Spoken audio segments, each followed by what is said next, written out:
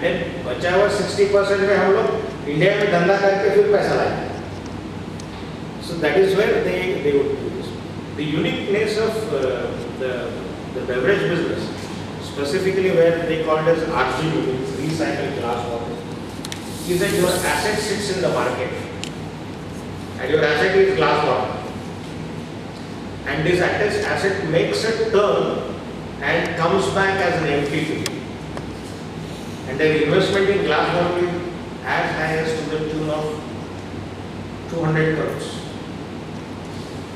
in the glass. And your 200 crore worth asset is sitting out in the market right with your consumer.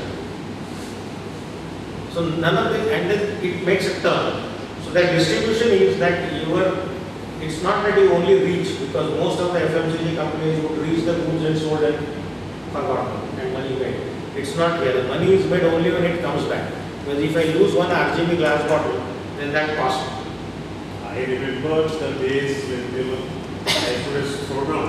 It also the figure at that time was 120 crore rupees lost in glass bottles. At that time, there was no plastic bottles. Right. It was a 200 ml Coca-Cola bottle, and all of us got stranded because the dealer distributor said, "Abhi, wo to chala gaya." Yeah. And then they also do many of these the market practices, as we call it. So competition would lift the other people's glass from the market. So that's how they speak. When lifting glass from the market means आप खाली bottle उठा लो. And this is the time when somebody speaks. Summer, yeah. So खाली bottle उठा लो, तो of course you will not be able to refill and send it. So you have to either pump in a fresh bottle, so pump in a fresh working capital. So this would happen, but they have reached a peace or a truce with competition, saying that neither we will pick up a glass nor you don't pick up our glass. We also never hire as a practice from competition. Neither competition hired from us. So these are certain other the practices of organization which made organization also unique and different. I see sort of certain things that in today's day and age would be considered monopolistic. Yeah. For example, I don't know when you said that when you ran that campaign of Taj Kadam, selling for a loss is considered sort of anti-competitive. I don't know if at that time India had rules and regulations against sort of anti-competition. There was MRP. Okay. Monopoly restrictive trade practice. So how did you overcome that by running that campaign, for example? So nobody knew. It is only now I can tell. I see. Yeah. This is one. Secondly, it's 100% held by Coca-Cola Atlanta. Okay. So you look at the overall loss and profit. Yeah. They wouldn't look at the Indian operations. Correct. So how will you pin down? Because that's where the global business increasingly why it is becoming complex. Because it's very difficult to pin down. So you're right. So this is one. Secondly, they are monopoly. It's not monopoly. It's actually duopoly. No, but like for example, not having a understanding of not hiring employees from one other company. Yeah. Recently, I think 2-3 years ago, there was a huge lawsuit in the US against Apple, Google, and I think it was Apple, Google, and Microsoft, where employees sued these 3 companies and settled for millions of dollars when they brought to the court that these 3 companies have an understanding amongst each other not to poach, which puts the employees at a disadvantage. No. So, did Coca-Cola, for example, face any issues regarding such practices? No, actually we did not face even not in globally as well, because there is a clear-cut no poach the understanding. Okay. And so yes, but we went to such extent when we lost to our talent to some of the companies. So I lost my talent to Cadbury. And Cadbury was going berserk. And berserk because that was the time when the Mondelez took over, and that is when they were actually recruiting. So getting somebody, a sales talent from Coca-Cola like organization, Mondelez used to actually literally jump onto the employees now. So we were losing. So I had to actually speak to Mondley Reja because I knew him one-on-one. So I spoke to him. So these issues typically do not come back to haunt you, sort of inter-organizational understanding of no coach. Yeah, I would say actually no coach is a good thing to do because then you tap for your talent that much more intensively and don't take it easily. This is my view of it. And therefore I had to look at like, but then I have other market open. So though I may not tap from Pepsi, but then Bisleri was open to me. So there are no Indian laws that say that you cannot have a no coach understanding. No, there is no Indian law. Yeah, because we have that way a open level market within India. And the advantage is that we are so the GDP is growing, so we are a growing market. As a result, so we will always have this kind of agreements are beneficial because then getting right talent is the challenge in the market. So there is no law currently saying that there is no. But see what has happened in the US is it is the employees who went and claimed something that it was disadvantageous. Right. But no coach is not creating any disadvantage.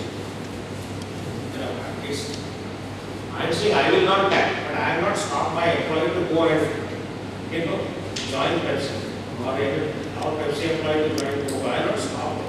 So, but they have not tapped into you. I see. It's only a I see. Okay. Yeah, so that's the way technically, Can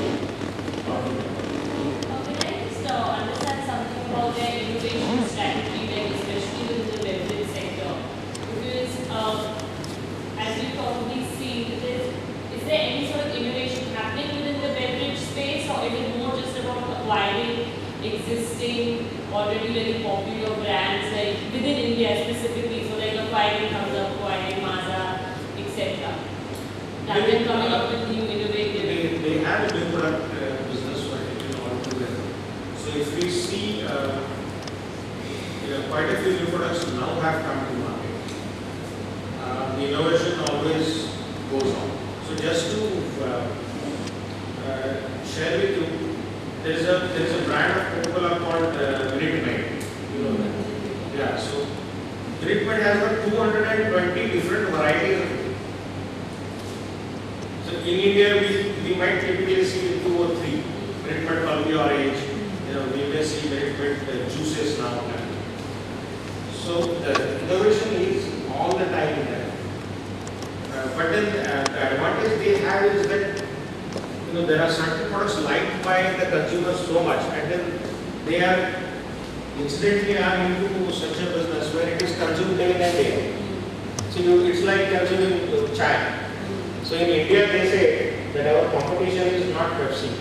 They said our competition is cutting chai. So look at the way they are doing business. They say our competition is cutting chai. The day people will drink cutting coke, that day my job is done. Okay.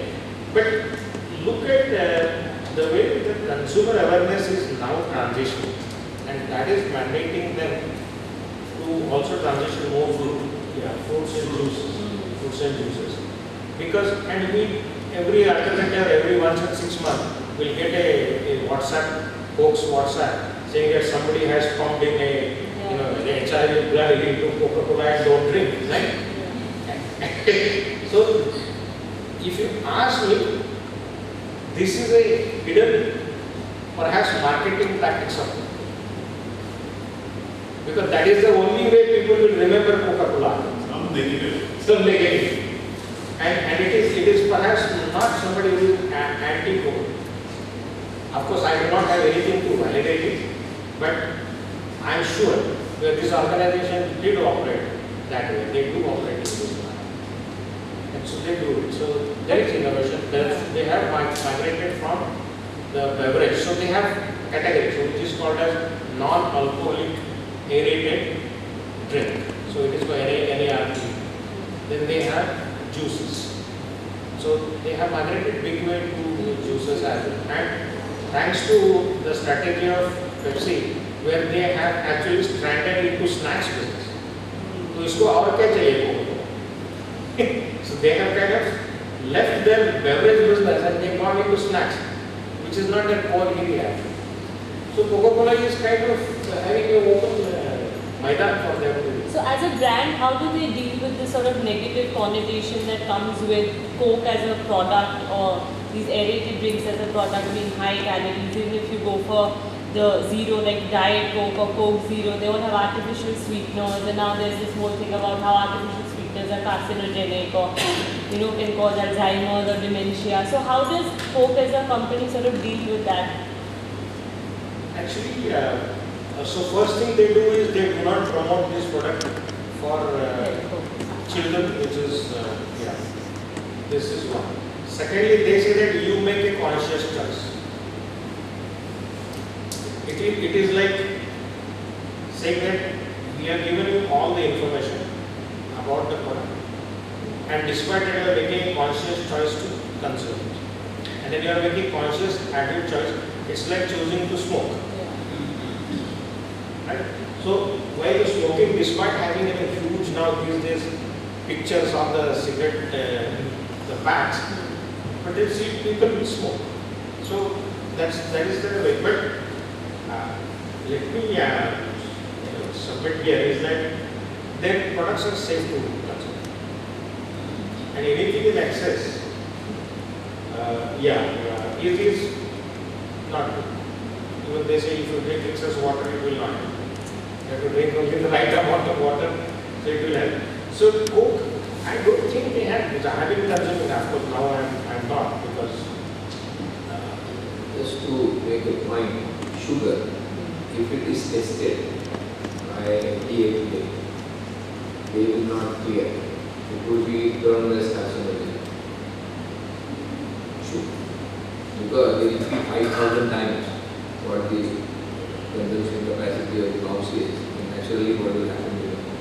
So there is a very interesting sort of a disconnect between actual effect and actually what is being tested. There is an anomaly.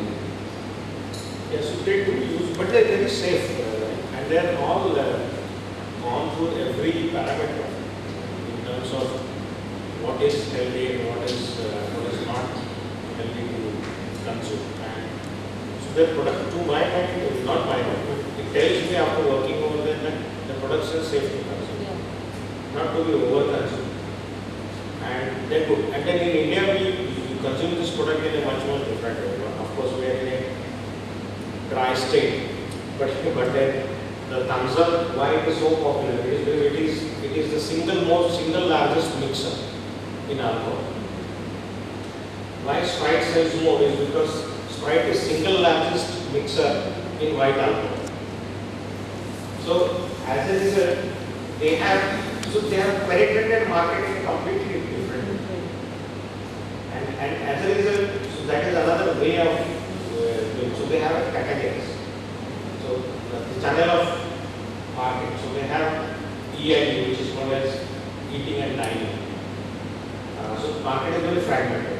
And so they have a market which is called modern trade. So modern trade is typically these malls and then these cinemas, okay, where multi-screens, or be it the five-star hotels. So these are all modern trade which are catered separately. Or be it say McDonald's and Domino's, where actually they say that they sell only Coke, they sell only Coca-Cola products. You will see that you will not get anything else. If you go to Cinemax, then Cinemax has a tie with Coca-Cola, and then you find only the Coke fountains. There are no other fountains of the other beverages. So this is the way also they grow the and one more way since I touched upon this is, so how sensitive the brand is and how well they manage, how to the depth they make sure that brand is safe from everything. That if McDonald's has a tie with Coca-Cola globally to sell Coke from there, they audit McDonald's outlets and business for fair practices. And they say that if you find out our parameters not following fair practices, then we stop supplying. They go to even that extent of making sure that they do ethical business. The governance is is of top class. Very high level of governance in there. And I have seen people losing jobs because somebody reported that an officer went and spent exorbitant amount on entertaining a government officer over here. And I'm not telling anything because this has happened. They said that there is a limit to which you can entertain, and if you want to spend, there is a limit on what you can spend. The reports were there, and then they have a what we call as COPC, that is Code of Business, Ethical Business Conduct. So in that, anybody can report directly to Atlanta and can be a whistleblower, saying that this is a deviation in the Code of Business Conduct, and then please look into it. So a team which is not known to you, nobody will be aware of it, will come, will investigate into it, and if they get to know that yes, the concerned employee was found involved in something like this, then directly a communication from Atlanta will come to you, saying that exit this employee. And if you have to appeal against that, the process is that you first resign and then appeal. So they don't give you any choice in terms of maneuvering the way out of that scenario. So some of these things also make organization very strong and also leave very I would say competitively. Now, so I think we touched upon the brand related You think that like the innovation part of it. Here, the original prescription is lying in the bank, right? So no innovation takes place on that. All the innovation takes place on the packaging and distribution. Labeling, packaging, distribution, branding, and ultimately nobody knows what the product is. Right? And therefore 60% may ही खेल लेगा. 40% तो patent royalty goes. And every month they have a pricing strategy. There are two questions. Yeah. So you said that there was a time when you lost a couple of your good professionals because they were poached by capital. Now, it often happens that in a competitive market, a company with a new strategy comes along and they are always aggressively poaching. In fact, I think, in my opinion, it constantly keeps happening because every new company comes up with some or the other aggressive strategy. In my experience, what happens is that drives up the bandwidth of the salary or the cost to the company of the employees on the whole. Now, what is the right thing to do in such cases? Because automatically what happens, these are little bit external pressures, which is sometimes tending to drive your salaries or salary brackets above the normal market rate. And in a market where talent is reducing and the whole thing is plummeting into that whole cost-driven thing, what's the exact right thing to do, or how do you decide on the tipping point? Yeah, actually, so I don't have any exact answer to this question. But I tell you how we approached this and how we successfully could overcome some of these challenges. So one is you have to identify which are the critical strategic roles. If that I have to bring laterally on board by paying something over market, I have to do that. There is no choice. So that call I take. Now then I say that which are the roles which I want to actually not take that route and then not to hire above the market rate and increase my cost of people for no reason. Now there I take a route of internal talent management. So Coca-Cola has got a very strong talent management process where every position is first kind of examined against can I internally give that position to someone. Okay. And they do actually give that opportunity. They run assessment centers and then through assessment centers the employees will compete among themselves and win the position. Coca-Cola as an organization every year has been called as feet on the street. Okay, that's what the front end of a business is, the sales people. 40% of them are turned off. Is they exit 20% and promote 20%.